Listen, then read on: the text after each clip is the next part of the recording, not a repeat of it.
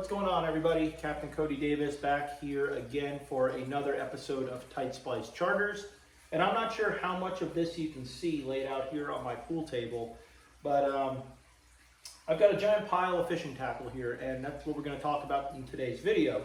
Me and Breezy took a drive up to our favorite tackle shop in the entire world yesterday, Okeechobee Fishing Headquarters, and I brought the baby up there so we could visit with Luann and Mike up there. They hadn't seen them yet, and I needed to stock up on some baits for upcoming trips, for tournaments, and so did Breezy. So we walked out of there spending almost $600. So bought a bunch of baits that we're going to be using out here on Lake Okeechobee this time of year. So it's officially summertime here now. Okay, we only have 2 seasons. You guys have heard me say it multiple times in my videos. We have winter and summer here. We don't have spring and fall. And you can experience both summer and winter twice in the same week, certain times, right? But typically when I say that, I'm talking more about the winter time. The winter time, our weather goes like this. The summertime, our conditions are a lot more consistent, is the best word, right? Like every morning, the wind's gonna be laid down on average, right? There's gonna be almost no wind in the morning like we're dealing with right now. It's gonna be in the low 90s by 8:30 in the morning. That's no exaggeration. And by about 1 o'clock, you're going to get kicked off the lake from really bad thunderstorms, basically small hurricanes. I mean, the one that came through yesterday was unreal. Hail, 50-mile-an-hour winds, blinding rain, you name it, it had it. It was really bad. So it's the same but different, okay? So you guys hear me mention in my videos a lot, I only use like a handful of baits out here year-round, and that's true, but certain baits are going to become more prevalent in your arsenal, right? They're going to be more, you're going to be using them more regularly than you would maybe 4 months before or 4 months ago. And it's hard to explain, honestly. It is. It's one of the things I tell my customers, and when they get on the boat, they're like, okay, I kind of see what you're talking about. It's hard to explain on a video kind of what I'm looking for differently to throw the same bait. Like there's baits in here that I'm going to throw now in June that I would also throw back in December, but I'm going to work them differently. I'm going to throw them at different targets. I'm going to throw them in different areas and scenarios. So it's a little different, but there is baits that, you know, I need to re-up on and stock up on because, like I said, I'm going to be using them more, a lot more coming up here in the summer months. So here's the deal. Like I said, it's more consistent. The air temperature is super hot. The water temperature is rising. We're already in the low 90s in water temp. The water level was dropping. Okay, so there's a lot of, it's just a different lake out there, and you got to adjust if you want to not get rolled over out there, right? So I figured you guys asked me kind of what baits you should use. You know, if you're coming down to bringing your own boat, or, you know, if people that come down and fish with me for a day, then fish on their own boat. This is as real as it gets. I mean, I spent a lot of money, you know, this is not a sponsored deal, you know, receipts here. I pay for my stuff. I don't have a lure company sponsor or anything like that. You know, yes, I am really, really good friends with Val from Gambler, and he's great, but I use everything and I pay for everything. So this is what we bought, and I'm going to go through and explain kind of what I bought, why we bought it, you know, I say what me and Breezy like to throw them as, you know, and what situations we're going to use them for. Because here's the deal. A lot of people struggle down here in the summertime. It's my favorite time to fish the lake. Wintertime is the time, no matter who you ask. But for me, I like the summer. Yes, it's a grind. Okay, yes, it's not maybe as easy to find them. For some people, for me, it's easier. I mean, it's just maybe my mindset of how I look at it. But a lot of people struggle down here in the summer, but make no mistake about it, more times than not down here this time of year, it's a grind. You got the lake to yourself. If you find them, they're probably going to be there the next week, which is great. Unlike the winter time, they're not moving as much. And you can catch some real big ones. So I'm going to go through, like I said, I mentioned to you guys what I bought. And before I get into that, keep in mind, I preach this no matter where I go. I'm a tackle shop junkie, right? If I'm on a road trip, not even on a fishing road trip, just driving and I see a mom and pop privately owned tackle shop, I'm going in. Support your local tackle shops. They're disappearing every single day in this country, and we need them more now than ever before. okay? I shop with Mike and Luann up there at fishing headquarters just because they're the nicest people on the face of the earth. And at the end of the day, not knocking any online stores, like, you know, I'm not going to lie, I buy some stuff off of Tackle Warehouse as well, but try to do your, and nothing against those guys whatsoever in their online store and all that. I'm not bashing anybody, but spend money and go in and do your shopping at your local tackle shops. Because at the end of the day, if you make your dream trip down here to Okeechobee and pull your own boat and you have motor trouble, electrical problems, whatever with your boat, you have boat problems in general, the online store is not going to help you get back on the water. Mike over there at Fishing Headquarters will do everything he can to make your experience down here as enjoyable as possible. He wants you back on the water, he wants you having a good time, and he will literally bend over backwards to help you. And at the end of the day, he's going to go in, you walk in there, he's going to tell you where the fish are at, what you need to buy, so you don't have to buy the whole gamut. He'll just hand you a pack of baits and say, this is what you need. And if he doesn't have it in his store, they don't need it on Okeechobee, okay? So that's what we're going to get into. So enough of that. I kind of got it all kind of organized up somewhat here, so I'm just going to start and talk to you guys about what it is and where I use it. And the first thing I'm going to start with is this Lipless or rattle trap here, because it opened. Somehow the package fell apart. So you were stupid to be fishing on Okeechobee this time of year and not have one of these tied on your rod at all times. You really should have it tied on year round, but down this time of year in the summer months especially. What I'm talking about is just any sort of lipless or rattle trap style bait. And this is the Booyah version. So Excalibur was the holy grail, the king, the top of the food chain down here. When they were in business, Excalibur went out of business, and Booyah bought them out, or bought their molds and started remaking their baits again. Now, depending on who you talk to, a lot of people are going to tell you that they are not the same. They may look the same visually, but they don't run the same. They don't have the same cadence, vibration. I don't know. It's all who you talk to. I think it's pretty damn close, okay? Maybe a little different, but it is what it is. I love this bait. They make it so it comes stock with those EWG hooks now. Great. You don't have to be switching hooks. Pull them right out of the pack and throw them, which I like. Hey! Don't ever buy dogs. I bought a few of these. I have another bag of some other stuff because it all didn't fit in the bag. So I think I bought 5 or 6 of these today. Now, the only 2 colors I throw out here when I'm throwing a rattle trap style bait is either gold or chrome. Okay? We're fishing very tannic, dark Florida water, so that gold is a staple, right? It's a standard. It shines real well. It gives off a really good, color. They like gold down here. So I throw gold or chrome because it works 365.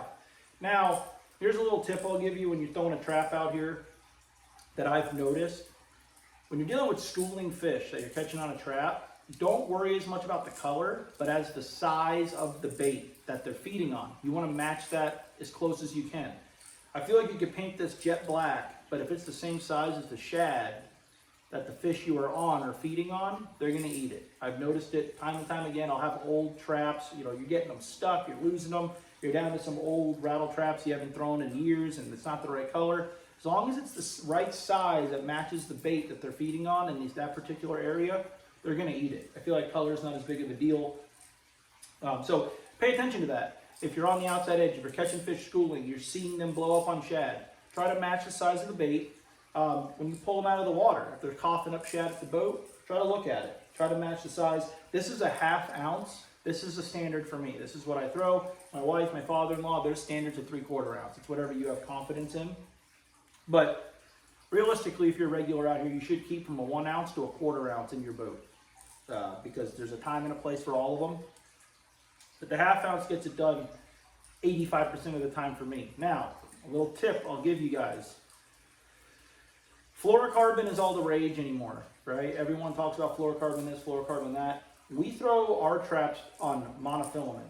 And this is a tip I got from my wife, because a lot of times when we're throwing a lipless down here, we're throwing it in like 1.5 feet of water sometimes. 1 foot of water.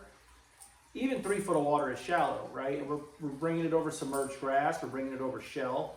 Fluorocarbon sinks, so it's gonna make your bait run lower in the water, which can be good, but sometimes if it's bogging down in that grass real bad, or picking up those shells, or catching on those rocks real bad, any flat rock and stuff you're fishing out here, you're gonna get hung up more, You're going to make a perfect cast, bring it in, wonder why you didn't get bit. You're going to have a piece of eelgrass on your back hook or a shell on your back hook. You wasted that cast. And that monofilament floats, so it helps keep that bait off the bottom just a little bit more. Helps it hover. Okay, do you feel as much? No, but at the end of the day, how much do you really need to feel? We're not snatching it out of hydrilla or eelgrass down here, especially this time of year. You just don't do it. Wintertime, sometimes, then you might want to throw light braid or fluorocarbon, but for the most part, we throw it on 17 or 20 pound mono. And there is a lot of rock. You're going to get stuck a lot, right? I mean, there's times we'll have, you know, we catch them fun fishing. We'll have 3 rods off the deck with the line tight, stuck on rocks, but we don't want to go retrieve the bait. So we just power pull down, leave them out there, and try it on another rod and throw it. It does get really hangy with rocks out here with that flat rock. So monofilament, you're going to snag less at the end of the day, which means you're going to catch more fish. So don't be afraid to throw it on mono. There's a time and a place for all this stuff. Fluorocarbon's great, braid's great, but don't forget about old monofilament. That's what I throw it on. So I got a few gold ones. I already have a whole pile of chrome ones. So I got that. I picked up a few of those. Here I've got some Gambler Aces in back at you color. Here's the deal.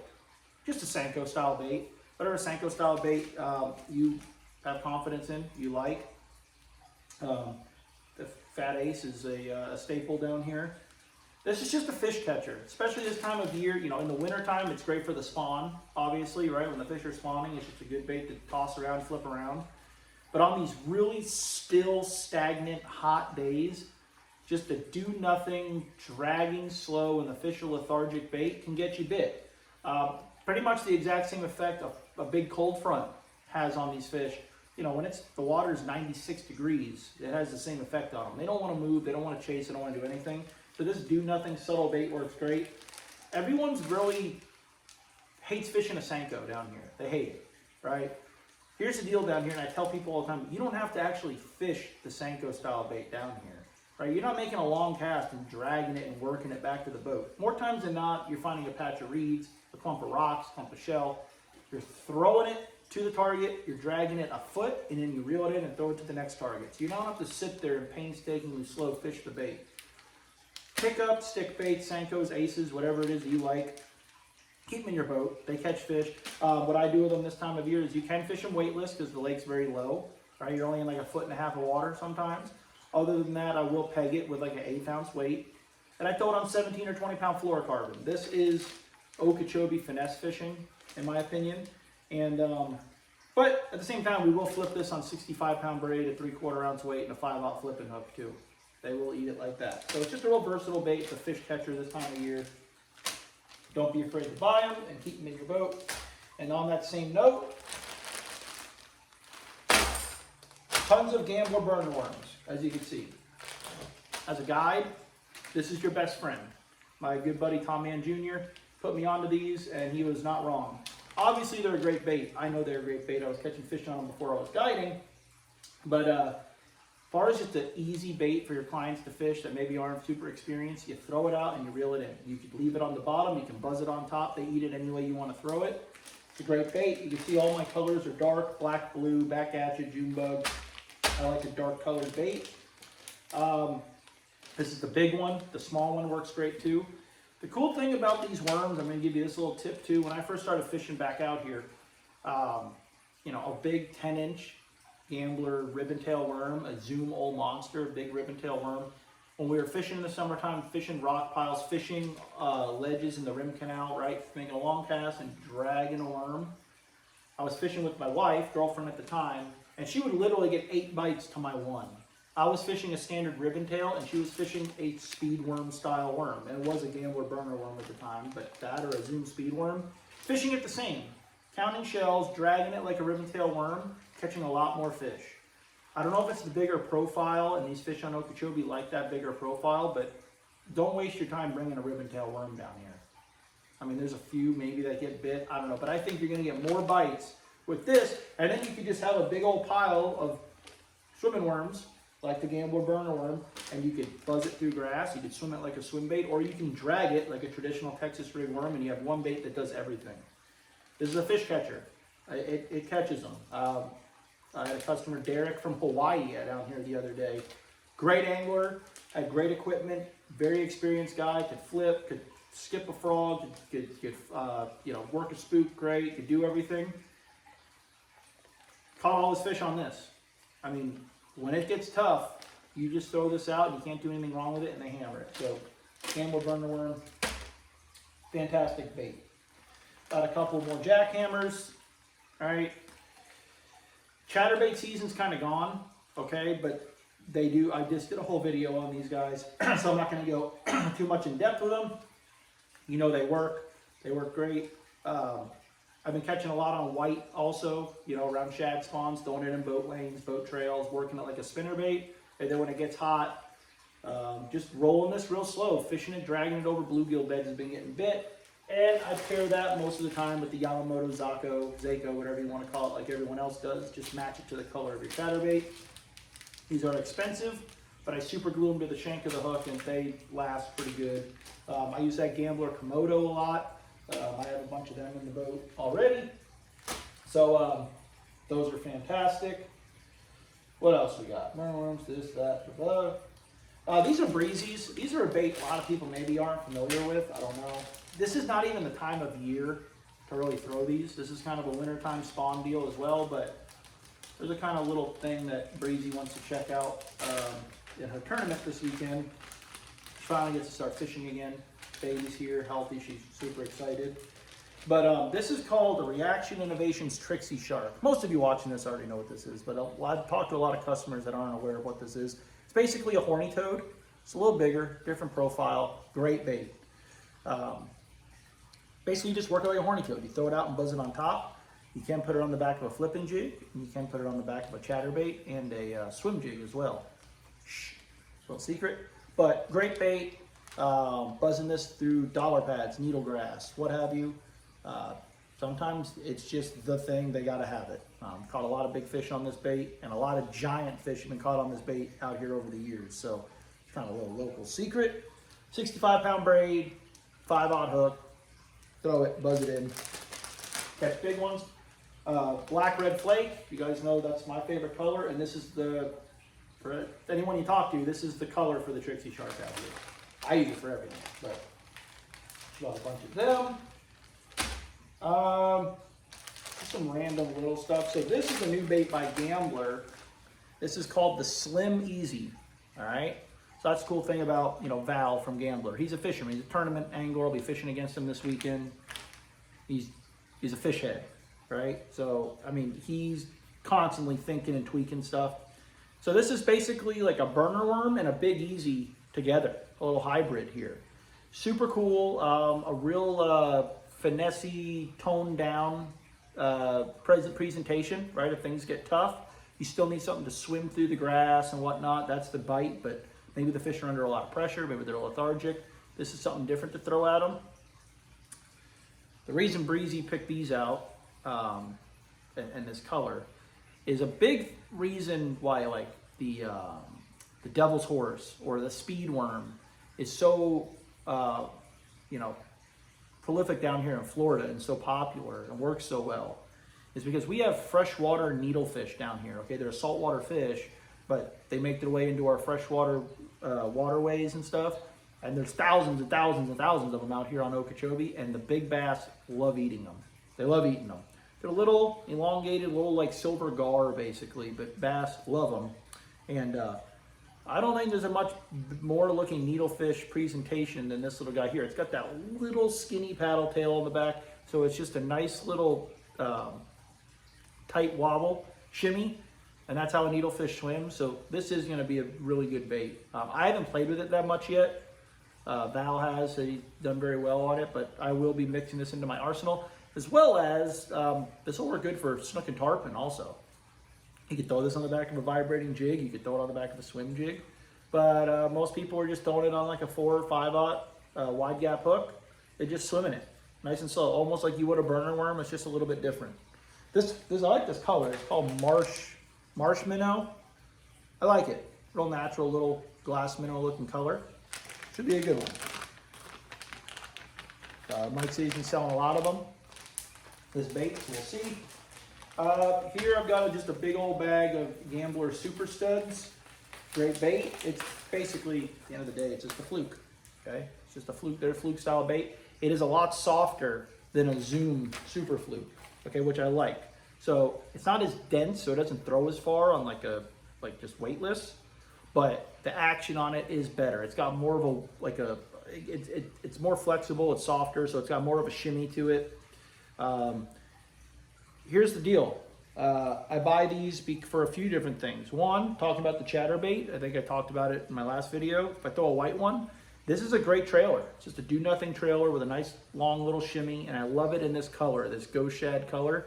If they come up schooling, you're catching them on a rattle trap style bait, and they go down and they stop biting, and they get picky, which they will, this has saved my life a ton of times. You throw this weightless, this is one of the only times I'll really carry a spinning rod on the boat. 10-pound braid to a little 3/0 hook with this guy, they gotta have it. It's just a great shad imitator, okay? And the color's great. Ghost shad is probably my favorite color of all time when it comes to imitating a shad. It's real translucent, real subtle, works great. So I keep these in the boat to throw at picky fish, put on the back of a chatterbait, and I throw these a lot at those small freshwater tarpon around here as well, which I might be doing tomorrow actually. So really good little bait, gotta have them. We'll move on to, basically these are gonna be swim jig trailers. So we've got Gambler Easy Swimmers and Little Easies. So for those of you, well, I'm not gonna open them, but basically the Easy Swimmer is 4 1/4 inches. The Big Easy's 5 1/4 inches. And the Little Easy, it doesn't say, but I think is 3 1/2 inches. All right, so I've got a couple bags of white, a couple bags of ghost shad. All right, so with the Little Easy, that's my go-to swim jig trailer. That's what I throw out here 99% of the time when I'm throwing a paddle tail bait on the back of my swim jig. I love the size, it's compact, they don't nip the tail, they get the whole jig, it's great. Ghost shad and white. So if the water down here is, if they're eating shad, the water's a little turned up, but it's pretty clear, I'll use ghost shad. It's translucent, it's a little more subtle, it's not as loud underwater, it looks more natural. You get a lot of bites on this. On the back of a white swim jig, some kind of white shad translucent jig is what I throw this on. If the water gets very dirty, all right, but there's still fish around, they're still catchable, I will use white. This is the standard. Most people just throw a white trailer on the back of a white swim jig. I feel like I get some more bites with the more subtle translucent color. But sometimes you got to throw all white for them to see it because the water gets real chalked up and dirty after some afternoon storms on the outside edge and stuff, so I'll use that. And then white, the good thing about the Easy Swimmer is it's still small enough you could use it as a trailer and catch a ton of fish on it on the back of a swim jig. But it's big enough you could throw this on that 5/0 EWG hook and swim it through the Kissimmee grass in the morning during the shad spawn. As opposed to fishing the jig, you can just throw the plastic and catch the hell out of them too. Swim it, buzz it, whatever you want to do. It's basically just a smaller Big Easy. That's literally all it is. So got a bunch of them because it's shad time. The fish are on the outside feeding up on shad. Got to get a bunch of those. These aren't really for bass. So these are the Gambler Goat jig heads here. You guys can see them in there. They got that nice screw lock so you could screw the swim bait on there and they're locked on. They don't rip off. You can cast them real hard. And they got a really good, pretty thick gauge hook in there. 1/8 ounce. The reason I bought a bunch of these is for those freshwater tarpon I like catching. I throw these with the Gambler Teasy, which is the little Big Easy. I mean, it's smaller than that Easy, Little Easy. And it's a great bait. So any of you guys are coming down here and you guys want to go over toward the coast or play with some snook and tarpon while you're down here, get you some Gambler screw lock goat heads, and those little teasies or Little Easies are great. They come with a real stout hook in them, which I like. Might be going to play with those little, sorry, I'm talking fast, so I'm losing my voice. Might go play with those tarpon tomorrow. We'll see, might see a video on that. Breezy really likes a Sungill Skinny Dipper. That's his Reaction Innovations version of a Big Easy or an Easy Swimmer. The standard out here, old school, great bait. Okay. Gambler makes Red Ear, which is their version of Sungill. Anything with that orange in it works very well down here. She has a lot of confidence in it. She's going to be throwing this on the back of some kind of bluegill colored swim jig or throwing it on the back of a chatterbait in and around bluegill beds. You can throw it plain on just a 5/0 hook. Most of the time we do that down here in the winter time during the spawn, but it will get bit 365 down here to get color.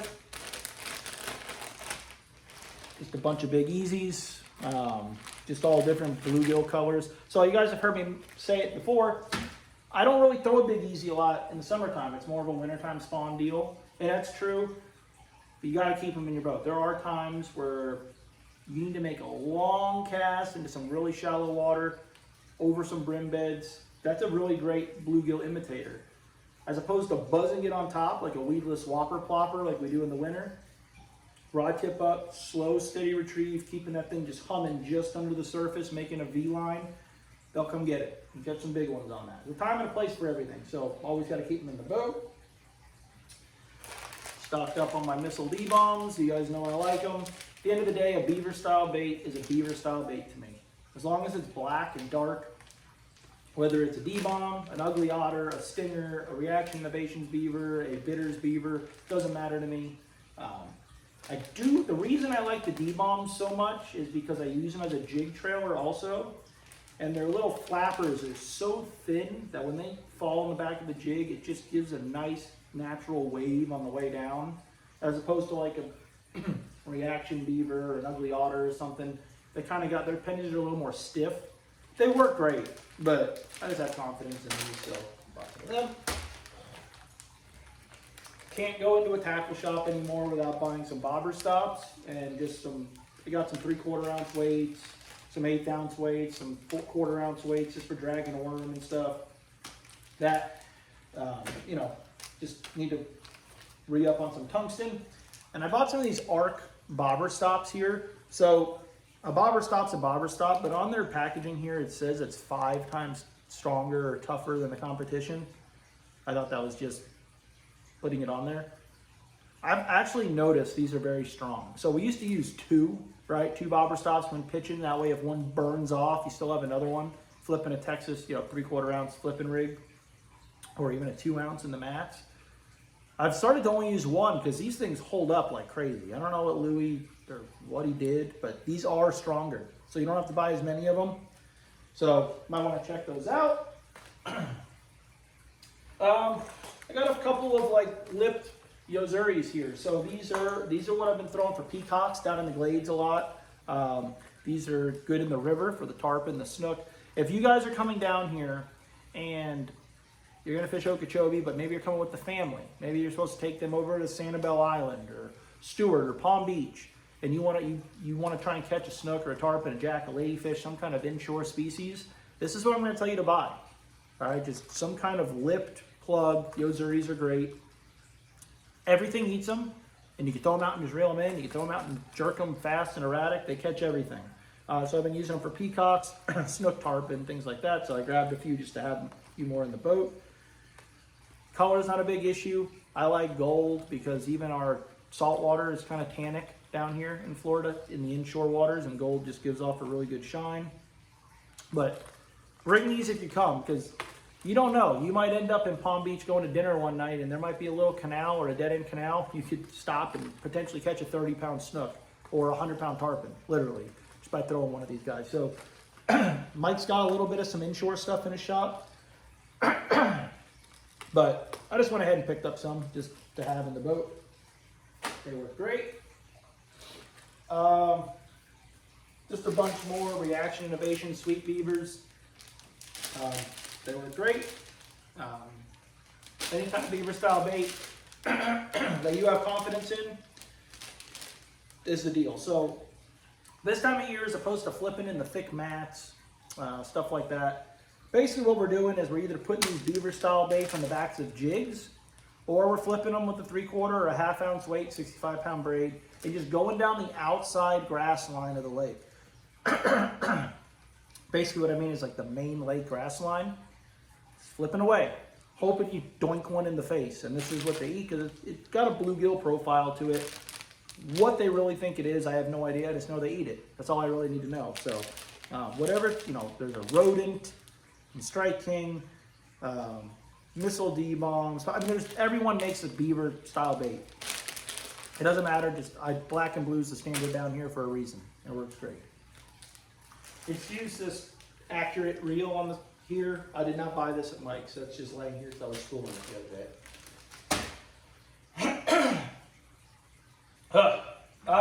Okay, so I've been catching a lot of fish out here lately. Been trying to mix in a spook a little bit, right? A Zara spook. Old tried and true standard bait. Catches a lot of giant fish out here.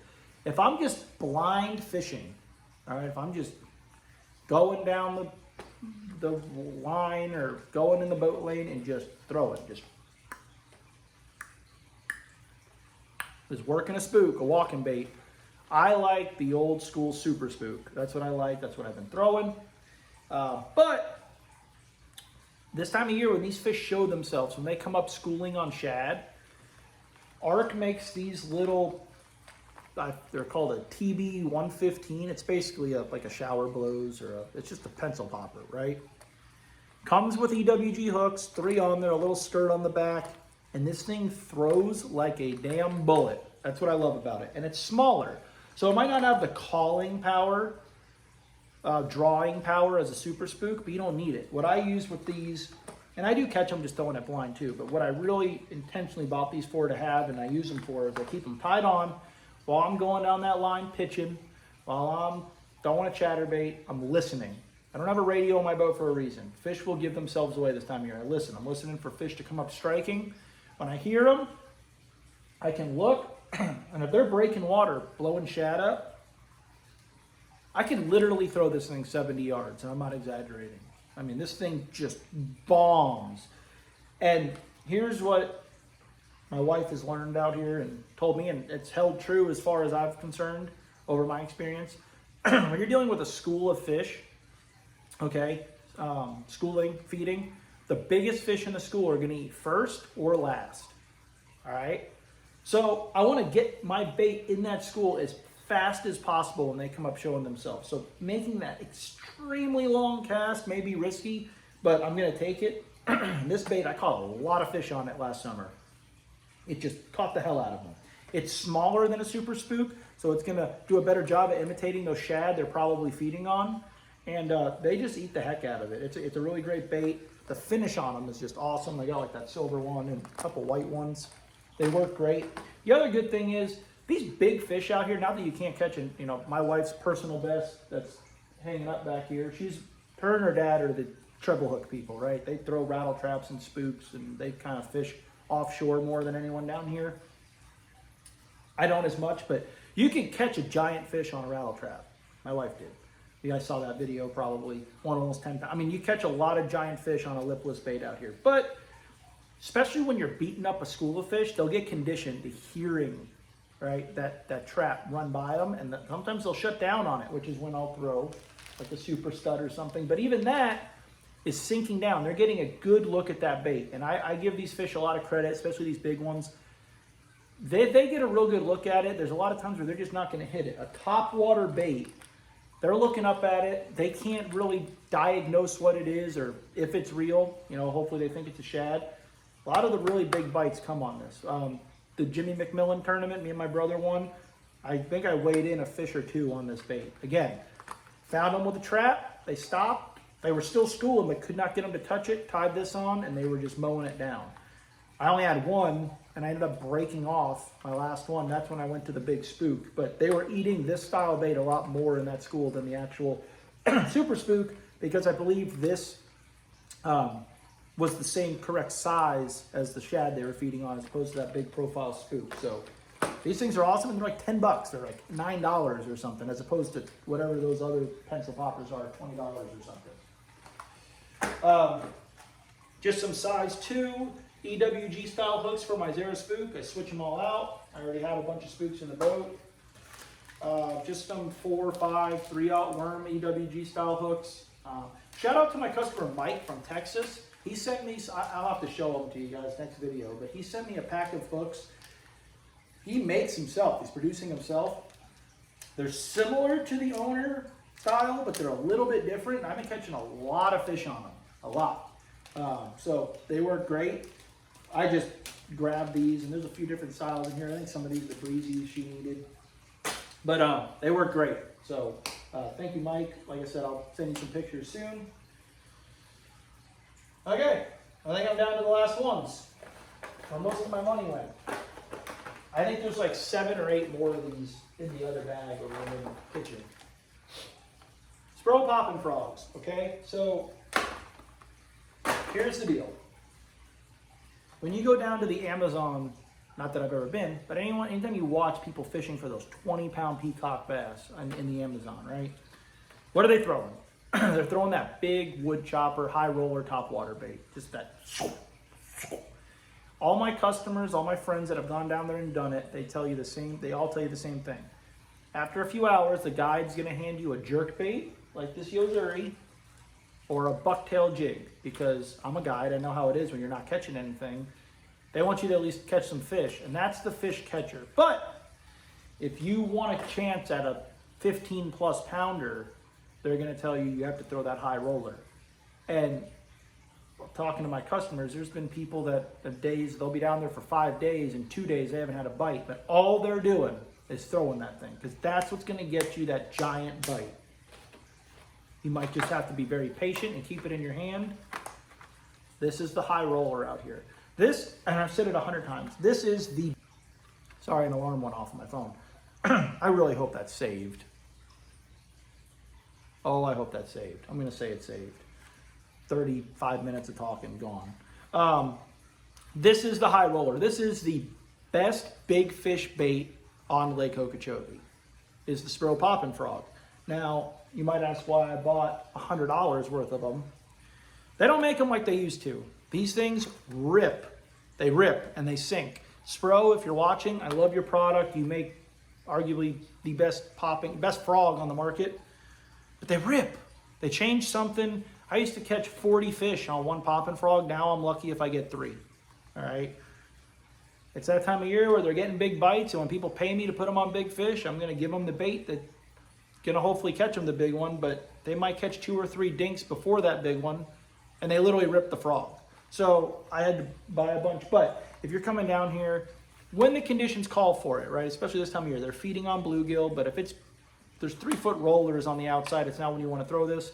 Overcast, somewhat calm, maybe a little wind. Be patient and keep a big poppin' frog in your hand. They'll eat this thing in wide open water. It doesn't matter. It's just putting it in front of a big one. And what I've noticed is color hasn't really mattered. So you guys know I like that killer gill, but I haven't bought killer gill in probably 6 months. I've been really on like that black frog kick. I just really like a black frog. I've been catching a lot of real big ones on it, which you'll see coming up in some videos. But Mike was out of them. So this one's black and red. I don't know. It's got some red. Like Kelly says, all that matters is the bottom of the frog. The top and the sides are for us. That catches the fisherman. The bottom catches the fish. It's got a black bottom. Works for me. And then this color is called Outback. Just a real warmouth looking color. Brim somewhat looking color. I don't know. But that's the bottom of it. This one's been working good too. I really don't think it matters. I really don't. I think it's just that profile sitting up there making a lot of commotion. And you got to think, when you pop this frog, all those strands go together, right? Like this. And when you let it pause, they just open up. So even when that bait's sitting still, those strands start to open and it's moving. And I think they got to have it. They got to have it. Best big fish bait on this lake. You just got to throw it. You just got to keep throwing it. 65-pound braid, 7 to 7.5 foot heavy action rod, and be ready. When they eat it, take your time, reel down till you feel them, so that when you swing, you are moving that frog as much as you can, because they think it's a bluegill. They come up and they get it, those big ones get it right in their crunchers and hold it. So you got to rip it out of those crunchers. Just a good bait. Just at the end of the day, it's just a really good bait. I'm the idiot who keeps buying them. I'm complaining that they rip, but I keep buying them. But I hope they fix their plastic and make them a little tougher, because it's costing me a lot of money. But they work. So that's about it. I hope this is as real as it gets. And like I said, I've got like I've got 5 or 6 more frogs in the bag out there. I think I got a bunch more big easies. And I mean, I bought just, this is all I bought. I just bought more of it. So, oh, last thing, I guess one more thing. This is jig season. My favorite way to catch them is on a jig. I've been using the Gambler Jigzilla for years. They stopped making it. I still got some. I'm using those up. Dirty Jigs makes a good one. They're no jack flipping jig. Standard Strike King Hack Attack flipping jig, the staple, right, from the man himself. Great jig. Been catching a lot of fish on that. This is the Fitzgerald Texas jig has been a good one. This is the Fitzgerald Mega Jig. It's a double weed guard thing here. It's just got a different shaped head. Just wanted to try it. I don't know. Probably won't like it. I can already tell that the hook is very long. I like a shorter, compact hook. I like a compact jig when I'm flipping it, but we'll try it. I've been catching more fish on the single weed guard jig over the years, but I feel like sometimes that double weed guard, it does give you a better hookup ratio, right? Because it doesn't have to go through any strands, but it gives a bigger profile. So sometimes it'll get you a bigger bite. I pair that up with a Gambler Junebug Star Flash skirt, Gambler Stinger on the back, a Mega Daddy. They came out with a new chunk, the D-Bomb. I flipped the D-Bomb a lot on the back of a jig, whatever. But I bought that to give it a shot. I'll let you guys know how I do on that. And that's about it. So I don't know if any of you guys kept up with me and watched this whole damn thing. That was a lot of talking, but that's what I'm going to be using out here for the next few months. So I guess somebody's at my house. So I'm going to go see who's breaking into my house so my dog doesn't kill him. But I appreciate you guys watching. If you have any questions on any of this, shoot me a message on Instagram or Facebook. I'm more than happy to answer them for you, or just shoot me a text message. I have people message me all the time. And that's about it. I appreciate you guys watching. Book a trip. Lake Okeechobee is firing off out there right now. It's hot, but you get out there early and you can catch some really nice fish. So I'll see you guys on the next one and look forward to hearing from you.